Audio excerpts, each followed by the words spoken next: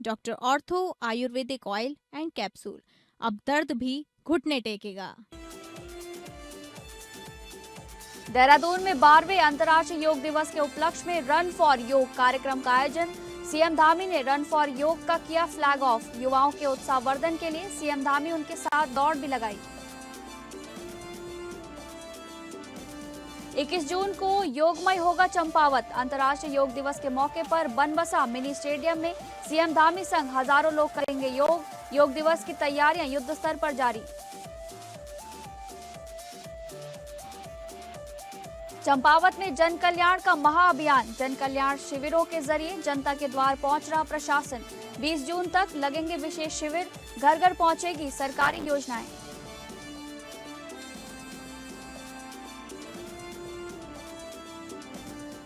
नमस्कार, आप सभी का बहुत बहुत स्वागत है उत्तराखंड बुलेटिन में और मैं हूं आपके साथ अंकिता सिंह। शुरुआत करेंगे बुलेटिन की। सीएम धामी ने देहरादून में 12वें अंतर्राष्ट्रीय योग दिवस के उपलक्ष्य में आयोजित रन फॉर योग कार्यक्रम में हिस्सा लिया। इस दौरान रन फॉर योग का फ्लैग ऑफ कर बड़ी संख्या में प्रतिभाग कर रहे युवाओं के उत्साहवर्धन के लिए उनके साथ दौड़ भी लगाई। सीएम धामी ने कहा कि प्रधानमंत्री मोदी की दूरदर्शी नेतृत्व और उनके प्रयासों से योग को वैश्विक स्तर पर नई पहचान मिली है। योग केवल व्यायाम नहीं बल्कि स्वस्थ शरीर, संतुलित मन और सकारात्मक जीवन का आधार है। सीएम धामी ने लोगों से कहा कि आइए हम सभी योग को अपनी दिनचर्या का हिस्सा बनाकर स्वस्थ एवं सशक्त भारत के निर्माण में योगदान दें। वहां से मान्यता मिली और आज विश्व के 190 से भी अधिक देशों में करोड़ों लोग योग का अभ्यास कर रहे हैं।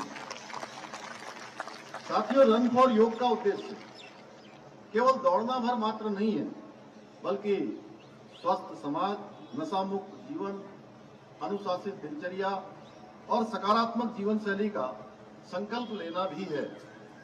और इस प्रकार के कार्यक्रम ये हमेशा हमें ये स्मरण कराते हैं कि स्वास्थ्य ही जीवन की सबसे बड़ी पूंजी है और स्वस्थ नागरिक ही सशक्त राष्ट्र का निर्माण कर सकते हैं। और जब लोग कहते हैं कि जीवन के अनेक प्रकार के सुख होते हैं, तो मैं हमेशा एक बात कहता हूं कि जीवन का हर सुख और जीवन का सबसे बड़ा सुख अगर कुछ है तो वह निरोगी काया, यानी कि स्वस्थ रहना।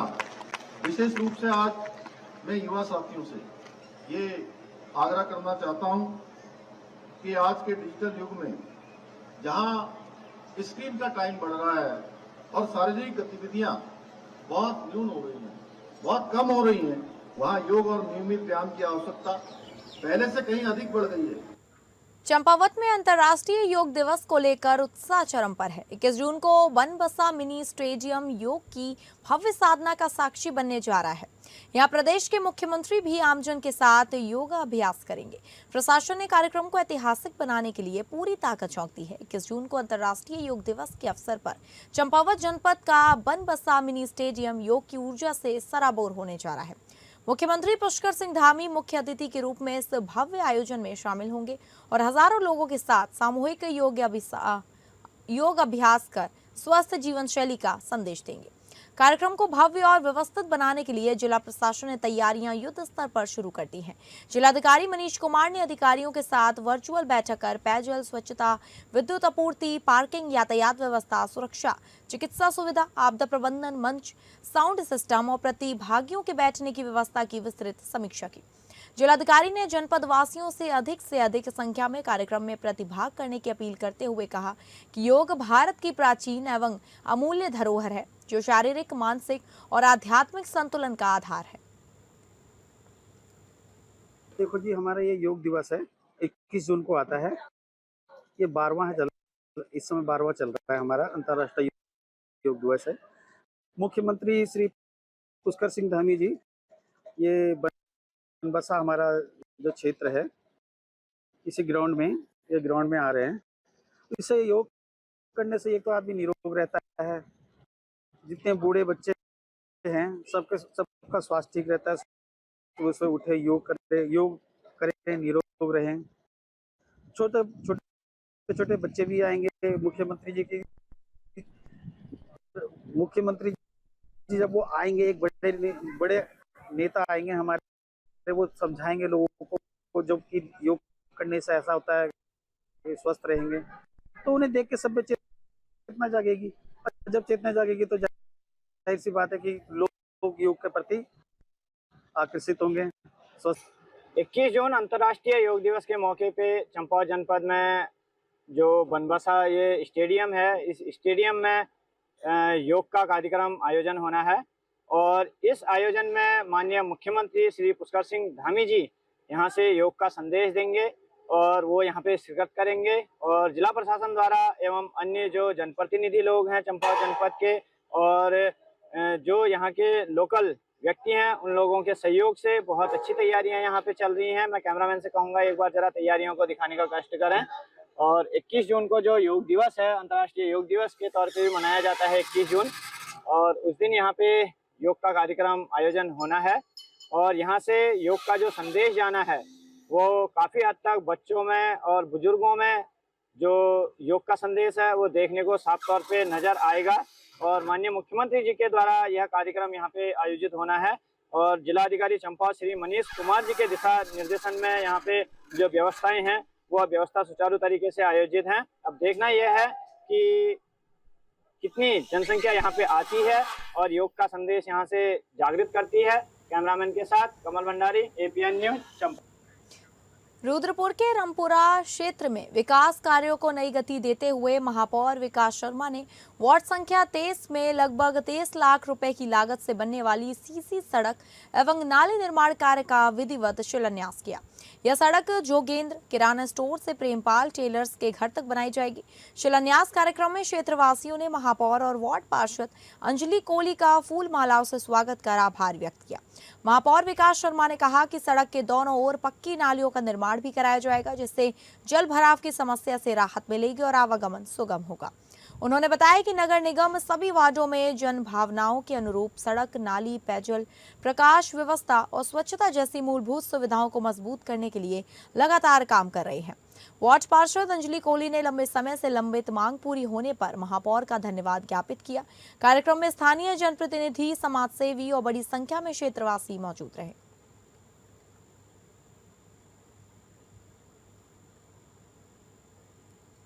रामपुरा के वार्ड नंबर 23 में 23 लाख रुपए के अमाउंट की एक सड़क, जिसमें दोनों तरफ नाली है, इसका शिलान्यास किया है। माननीय मुख्यमंत्री श्री पुष्कर सिंह धामी जी के नेतृत्व में हम लोग निरंतर इस शहर को आगे बढ़ाने का काम कर रहे हैं। आज रामपुरा की सड़क जो कई वर्षों से रुकी हुई थी, जहाँ पर लोग पानी भर जाता था, निकल नहीं पाते थे, उस सड़क का निर्माण करने का आज हमें सौभाग्य प्राप्त हुआ है। रुद्रपुर नगर निगम निरंतर काम कर रहा है और क्षेत्र उत्तराखंड के चंपावत जनपद में आम जनता को सरकारी योजनाओं का लाभ सीधे उनके द्वार तक पहुंचाने के लिए जिला प्रशासन ने बड़ा अभियान शुरू किया है। जनपद भर में जन कल्याण मेले और विशेष शिविर आयोजित किए जा रहे हैं, जिनके माध्यम से पात्र लोगों को विभिन्न सरकारी योजनाओं से जोड़ा जा रहा है। भारत सरकार और राज्य सरकार के निर्देशों के क्रम में चंपावत जनपद के सभी विकास खंडों और नगर निकाय क्षेत्रों में जन कल्याण मेलों का आयोजन किया जा रहा है। जिलाधिकारी मनीष कुमार ने बताया कि इन शिविरों का मुख्य उद्देश्य आम जनता की समस्याओं और अपेक्षाओं को सुनना तथा केंद्र और राज्य सरकार की जनहितकारी योजनाओं का लाभ अंतिम व्यक्ति तक पहुंचाना है। जिलाधिकारी ने जानकारी दी, चंपावत नगरपालिका सहित विकास खंड स्तर पर शिविरों का संचालन शुरू हो चुका है। आगामी 20 जून तक जनपद के 4 विकास खंडों और 5 नगर पालिकाओं में यह अभियान लगातार जारी रहेगा। शिविरों में योजनाओं के प्रभावी क्रियान्वयन और 100% संतृप्तिकरण पर विशेष ध्यान दिया जा रहा है। प्रशासन की ओर से नागरिकों से अपील की गई है कि वे निर्धारित तिथियों के अनुसार अपने क्षेत्र में आयोजित शिविरों में पहुंचकर आवश्यक दस्तावेजों एवं आवेदनों के साथ भाग लें। शिविरों से संबंधित विस्तृत कार्यक्रम सोशल मीडिया और प्रिंट मीडिया के माध्यम से भी जारी किया गया है। प्राप्त सभी आवेदनों की नियमित मॉनिटरिंग और ट्रैकिंग की जाएगी तथा ताकि पात्र लाभार्थियों को समयबद्ध तरीके से योजनाओं का पूरा लाभ मिल सके।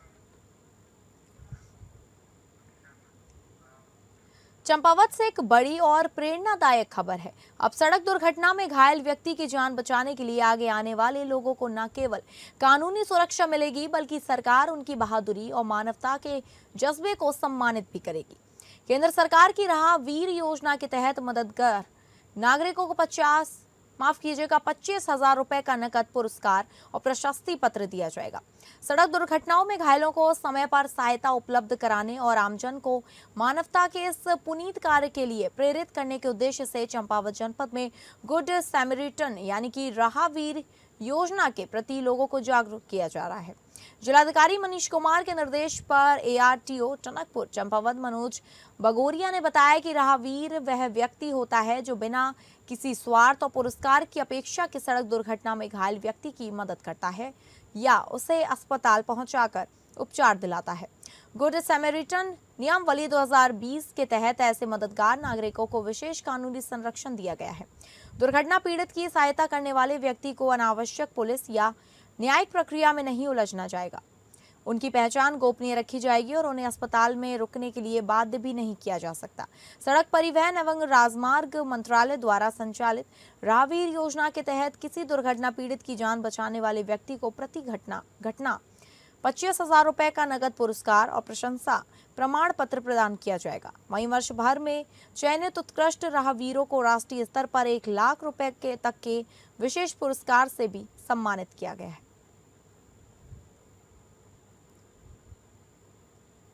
सरकार के दिशा निर्देश एवं माननीय मुख्यमंत्री जी के मार्गदर्शन में रोड सेफ्टी के कार्यक्रम जनपद चंपावत में निरंतर चलाए जा रहे हैं। इसमें प्रत्येक माह जो प्रिंट मीडिया, इलेक्ट्रॉनिक मीडिया और सोशल मीडिया के माध्यम से सड़क और उसकी जो क्वालिटी, उस पर जो खबरें छपती हैं, उन पर कार्रवाई यहाँ पे हर माह हम लोग समीक्षा करके उसके लिए निर्देश करते हैं। सुरक्षा के दृष्टिगत जो पॉटहोल फ्री सड़क की बात हो, सुरक्षा दीवार बनाए जाने की बात हो, झाड़ी कटान की बात हो या फिर सतह के नवीनीकरण और डामरीकरण की बात हो, इन सभी पर कार्यवाही के लिए जो संबंधित विभाग हैं, जिसमें PMGSY, PWD, नेशनल हाईवे, जिला पंचायत, ग्राम विकास विभाग और मंडी परिषद, इन सभी को दिशा निर्देश दिए जाते हैं। चंपावत में यातायात नियमों के पालन और सड़क सुरक्षा को लेकर परिवहन विभाग ने सख्ती बढ़ा दी है। ARTO की ओर से 2 दिवसीय विशेष जांच अभियान चलाया जा रहा है, जिसके तहत निजी वाहनों के साथ साथ परिवहन निगम की बसों का भी गहन निरीक्षण किया जा रहा है। जांच अभियान के दौरान वाहनों के पंजीकरण प्रमाण पत्र, ड्राइविंग लाइसेंस, फिटनेस, बीमा, प्रदूषण प्रमाण पत्र सहित अन्य आवश्यक दस्तावेजों की बारीकी से जांच की गई। इस दौरान एक रोडवेज बस में लगे प्रतिबंधित प्रेशर हॉर्न पाए जाने पर उसके खिलाफ चालानी कार्रवाई की गई। निरीक्षण के दौरान ARTO ने परिवहन निगम की बसों से निकलने वाले धुएं के गुब्बार पर भी चिंता जताई और स्पष्ट निर्देश दिए कि सभी वाहन स्वामी एवं परिवहन संस्थान समय समय पर वाहनों का प्रदूषण परीक्षण आवश्यक कराएं। वहीं निर्धारित मानकों का उल्लंघन करने वाले वाहनों के खिलाफ सख्त कार्रवाई की जाएगी। परिवहन विभाग की इस कार्रवाई से वाहन चालकों में हड़कंप का माहौल है। विभाग का कहना है कि सड़क सुरक्षा, पर्यावरण संरक्षण और यातायात नियमों के प्रभावी अनुपालन के लिए ऐसे अभियान आगे भी लगातार जारी रहेंगे। अभी चंपावत जिले में 2 दिवसीय वृहद अभियान हमारे द्वारा चलाया गया है। चंपावत, लोहाघाट और टनकपुर, इन विभिन्न क्षेत्रों में 2 दिवसीय अभियान के दौरान हमने 4 वाहन बंद किए हैं, जिसमें से एक ड्रिंक एंड ड्राइव का चालान है, परमिट खत्म होने, टैक्स खत्म होने और अन्य अभियोगों में चालानी कार्रवाई की गई है। जैसा कि आप कह रहे थे कि रोडवेज बसों की भी सघन चेकिंग की जा रही है, जिसमें प्रेशर हॉर्न, फेयरलेस, टैक्सी गाड़ियों में फेयरलेस ना होना, इसमें अभी अब जो हमने रोडवेज बस में चालान किया है, तो फिर इसका हमने प्रेशर हॉर्न में चालान किया। इसके अलावा फायर एक्सटिंग्विशर ना होना, फर्स्ट एड ना होना, इन चीज़ों में भी सघन चेकिंग की जा रही है। मेरा सभी वाहन चालकों से अनुरोध है कि वाहन को नियमित वाहनों के जो दस्तावेज हैं उनको नियमित रूप से चेक करते रहें। जहां रुद्रपुर शहर में लगातार हो रहे सड़क हादसों के बाद विशाल मेगा मार्ट के सामने बंद पड़े कट को खोलने की मांग जोर पकड़ने लगी है। इस संबंध में युवा नेताओं, छात्राओं एवं पूर्व विधायक राजकुमार ठुकराल के नेतृत्व में एक प्रतिनिधिमंडल ने जिलाधिकारी को ज्ञापन सौंपकर जल्द कार्रवाई की मांग की है। ज्ञापन में कहा गया है कि कट बंद होने के कारण लोगों को लंबा चक्कर लगाना पड़ रहा है, जिससे आए दिन दुर्घटनाएं होती जा रही हैं और आम जनता को भारी परेशानी का सामना करना पड़ रहा है। प्रतिनिधिमंडल ने आरोप लगाया कि कई बार मांग उठाने के बावजूद प्रशासन ने अब तक कोई ठोस कदम नहीं उठाया है। पूर्व विधायक राजकुमार ठुकराल ने कहा कि जनहित को देखते हुए बंद कट को तत्काल खोला जाना चाहिए। उन्होंने चेतावनी दी कि यदि जल्द सकारात्मक निर्णय नहीं लिया गया तो जनता के साथ मिलकर उग्र आंदोलन किया जाएगा, जिसकी पूरी जिम्मेदारी प्रशासन की होगी। ज्ञापन सौंपने के दौरान बड़ी संख्या में स्थानीय लोग और छात्राएं मौजूद रहीं। मानसून की दस्तक से पहले चंपावत जिला प्रशासन पूरी तरह अलर्ट मोड में नजर आ रहा है। मुख्यमंत्री के आदर्श चंपावत विजन को साकार करने के लिए जिला प्रशासन ने राष्ट्रीय राजमार्गों से लेकर दूरस्थ ग्रामीण सड़कों तक सुरक्षा और सुगम यातायात सुनिश्चित करने की व्यापक तैयारियां शुरू कर दी हैं। जिलाधिकारी मनीष कुमार के निर्देशन में विभिन्न विभाग युद्ध स्तर पर काम में जुटे हुए हैं। आगामी मानसून के दौरान यात्रियों और स्थानीय लोगों को किसी भी प्रकार की परेशानी का सामना न करना पड़े, इसके लिए जनपद के संवेदनशील और भूस्खलन प्रभावित क्षेत्रों में विशेष अभियान चलाया जा रहा है। राष्ट्रीय राजमार्ग 9 के 8वें मील और अमरू बैंड जैसे संवेदनशील हिस्सों पर गड्ढा मुक्ति अभियान, झाड़ी कटान और सड़क सुरक्षा से जुड़े कार्य तेजी से किए जा रहे हैं। प्रांतीय खंड लोक निर्माण विभाग द्वारा चंपावत, खेती खान, चौकी धौन, सौज धौन, सल्ली धौन, ड्यूरी, बाजोन, खटौली, मल्ली बैला और गौड़ी मिलन मार्गों पर नालियों की सफाई और झाड़ियों के कटान का कार्य लगातार जारी है। वहीं बनवसा क्षेत्र में कैनाल गेट से देवीपुरा और धनुष पुल मार्गों पर जल निकासी व्यवस्था को दुरुस्त किया जा रहा है। जिला प्रशासन का कहना है कि मानसून शुरू होने से पहले सभी संवेदनशील मार्गों पर एहतियाती कार्य पूरी कर लिए जाएंगे।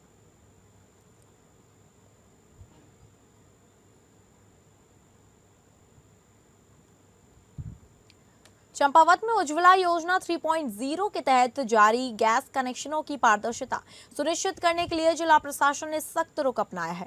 जिलाधिकारी मनीष कुमार की अध्यक्षता में आयोजित जिला उज्ज्वला समिति की बैठक में संदिग्ध मामलों की गहन जांच के निर्देश दिए गए हैं। जिलाधिकारी कार्यालय सभागार में आयोजित बैठक में बताया गया कि जनपद में उज्ज्वला योजना 3.0 के तहत अब तक 40 नए गैस कनेक्शन वितरित किए जा चुके हैं। इनमें से 4 मामलों को DUC सत्यापन के लिए चिन्हित किया गया है, जिनकी विस्तृत जांच विभिन्न विभागों द्वारा की जाएगी। जिलाधिकारी मनीष कुमार ने स्पष्ट निर्देश दिए कि जांच भारत सरकार और तेल विपणन कंपनियों के निर्धारित मानकों के अनुरूप ही की जाएगी और किसी भी स्तर पर लापरवाही स्वीकार नहीं की जाएगी। जांच के दौरान लाभार्थी परिवार की मासिक आय 10,000 रुपए से अधिक नहीं होनी चाहिए। साथ ही सिंचित भूमि, कृषि उपकरण, किसान क्रेडिट कार्ड की सीमा, गैर कृषि उद्यमों का पंजीकरण, पक्का मकान, मोटर चालित वाहन और पूर्व से LPG कनेक्शन होने जैसी सभी पात्रता शर्तों को बारीकी से जांच की जाएगी। जिला उद्योग केंद्र, कृषि विभाग, परिवहन विभाग, पंचायत विभाग और गैस एजेंसियों को अपने अपने स्तर पर सत्यापन कर रिपोर्ट प्रस्तुत करने के निर्देश दिए गए हैं। बैठक में ये भी सामने आया कि अब तक केवल 3 आवेदकों के अभिलेख ही गैस एजेंसियों द्वारा उपलब्ध कराए गए हैं। इस पर जिलाधिकारी ने शेष सभी प्रकरणों के दस्तावेज तत्काल उपलब्ध कराने और संबंधित विभागों को भेजकर कार्रवाई तेज करने के निर्देश दिए। डीएम ने सभी विभागों को आपसी समन्वय के साथ 1 हफ्ते के भीतर जांच पूरी कर रिपोर्ट जिला पूर्ति कार्यालय चंपावत को अनिवार्य रूप से सौंपने के निर्देश दिए गए। उज्ज्वला योजना के वास्तविक पात्र लाभार्थियों तक योजना का लाभ पहुंचाने के उद्देश्य से चंपावत प्रशासन की यह सख्ती न केवल पारदर्शिता बढ़ाएगी बल्कि सरकारी योजनाओं में गड़बड़ियों पर भी प्रभावी अंकुश लगाएगी।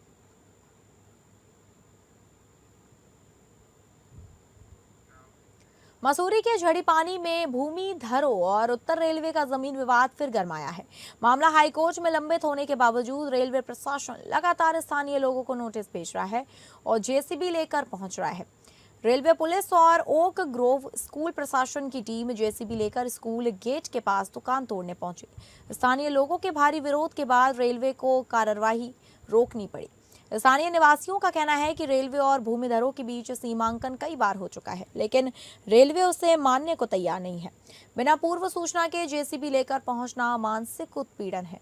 स्थानीय निवासी शुभम गुप्ता ने बताया कि 40 साल से जमीन भवन उनके नाम है और कोर्ट ने साफ कहा है कि ऊपरी जमीन पर रेलवे का कोई अधिकार नहीं है। फिर भी हर महीने नोटिस और जेसीबी भेजी जाती हैं। भवन स्वामी आशु गुप्ता के मुताबिक उनके पास रजिस्ट्री, दाखिल खारिज समेत सभी कागज हैं, लेकिन रेलवे के पास कोई दस्तावेज नहीं है। इसके बावजूद हर बार तोड़फोड़ की कोशिश होती है, जिससे लोगों के विरोध से रोका जाता है। ये प्रॉपर्टी जो है ये हमारी एंसेस्ट्रल प्रॉपर्टी है। 1927 के बियॉन्ड आज तक के हमारे पास इसकी सारी टाइटल चेन डीड्स की कॉपीज़ हैं। ये प्रॉपर्टी हमारे पास 40 साल से ज़्यादा हो गए हैं। अब रेलवे हमें हर 6 महीने में, हर 10 दिन में, हर 15 दिन में अलग अलग नोटिस आ जा रहे हैं, जो कि रजिस्टर्ड डाक से नहीं आ रहे हैं। कोई प्राइवेट ठेकेदार का बंदा आके वो नोटिस दे के जाता है। उसके बाद ऑलरेडी 17 अप्रैल को इनका एक chief section engineer Shiv Singh Rawat ji यहाँ पे मौजूद रहे थे। पिछली बार पूरी फोर्स मौजूद रही थी, जेसीबी लेके आए थे डिमोलिशन के लिए, जो कि चीफ सेक्शन इंजीनियर को कोई अथॉरिटी नहीं है डिमोलिशन की। ये रानीखेत में विकास खंड ताड़ीखेत के ग्राम टाना पनियाली में क्षेत्र पंचायत सदस्य नीरज सिंह मेहरा द्वारा अपने निजी खर्च से सीसी मार्ग का निर्माण कराया गया। यह मार्ग गांव के लिए अत्यंत महत्वपूर्ण है, क्योंकि इसी रास्ते से स्कूली बच्चे प्रतिदिन विद्यालय जाते हैं और श्रद्धालु माता मंदिर में दर्शन के लिए पहुंचते हैं। ग्रामीणों के अनुसार बरसात के दिनों में मार्ग की स्थिति काफी खराब हो जाती है, जिससे बच्चों, बुजुर्गों, महिलाओं और श्रद्धालुओं को भारी परेशानी का सामना करना पड़ता है। जनहित को ध्यान में रखते हुए नीरज सिंह मेहरा ने अपने स्तर पर इस मार्ग का निर्माण कराया, जिससे अब लोगों को सुरक्षित और सुगम आवागमन की सुविधा मिल सकेगी। बताया जा रहा है कि विकास खंड ताड़ीखेत में यह पहला अवसर है जब किसी क्षेत्र पंचायत सदस्य ने अपने निजी खर्च से इस प्रकार का विकास कार्य कर मिसाल पेश की है। इस पहल की ग्रामीणों द्वारा सराहना की जा रही है और इसे जनप्रतिनिधियों के लिए प्रेरणादायक कदम माना जा रहा है। ग्रामीणों ने मार्ग निर्माण कार्य के लिए उनका आभार व्यक्त करते हुए कहा कि इस सड़क से विशेष रूप से विद्यार्थियों, महिलाओं, बुजुर्गों एवं माता मंदिर आने वाले श्रद्धालुओं को लाभ मिलेगा।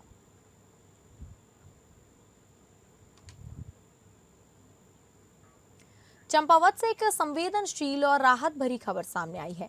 मुड़ियानी गांव के 16 वर्षीय हिमांशु रावत, जो बोन टीबी जैसी गंभीर बीमारी से जूझ रहे हैं, अब जिला प्रशासन और स्वास्थ्य विभाग की विशेष निगरानी में है। परिवार की आर्थिक स्थिति कमजोर होने और इलाज में पूरी जमा पूंजी खर्च हो जाने के बाद मदद की गुहार लगाई गई थी, जिस पर जिलाधिकारी मनीष कुमार ने तत्काल संज्ञान लेते हुए स्वास्थ्य विभाग को प्राथमिकता के आधार पर इलाज सुनिश्चित करने के निर्देश दिए। जिलाधिकारी के निर्देशों के बाद स्वास्थ्य विभाग ने तेजी से कार्यवाही करते हुए 15 जून से हिमांशु का उपचार शुरू कर दिया। मुख्य चिकित्सा अधिकारी डॉक्टर देवेश चौहान के अनुसार मरीज की निष्क्रिय आईडी जनरेट कर दी गई है और उनका इलाज जिला क्षय रोग केंद्र छतार के माध्यम से नियमित रूप से संचालित किया जा रहा है।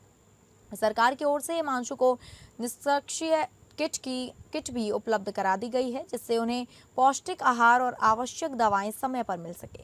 वहीं चिकित्सकों की टीम लगातार उनके घर पहुंचकर होम विजिट कर रही है और स्वास्थ्य स्थिति पर करीबी नजर बनाए हुए है।